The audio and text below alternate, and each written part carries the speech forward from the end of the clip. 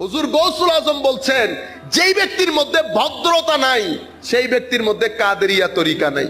হুজুর বলছেন, কোন মানুষকে তুমি নিজের চেয়ে ছোট মনে করিও না, এটাকে ভদ্রতা বলে।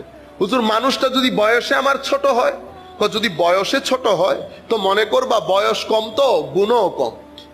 হুজুর, যদি বয়স বেশি হয় চিন্তা করবা তখন বয়স বেশি তো আমলও বেশি। হুজুর, মানুষটা যদি নন মুসলিম হয়, যদি নন মুসলিম হয় মনে করবা মৃত্যুর পূর্বে কে মুসলিম হয়ে মারা যায় আর কে অমুসলিম হয়ে মারা যায় সেটা তুমিও জানো না, সেটা সেও জানে না। হুজুর, তাসাউফের মূল জিনিস কি? তাসাউফের মূল জিনিস হচ্ছে ভদ্রতা। সেই জন্য হুজুর গৌসুল আজম বলছেন না, দারাস্তুল ইলমা হাত্তা সিরতু কুতুবা।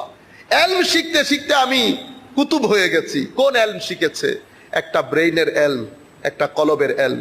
আমরা বর্তমানে মাদ্রাসা শিক্ষার মধ্যেও আমরা কলবের ইলমটা বন্ধ করে দিয়েছি।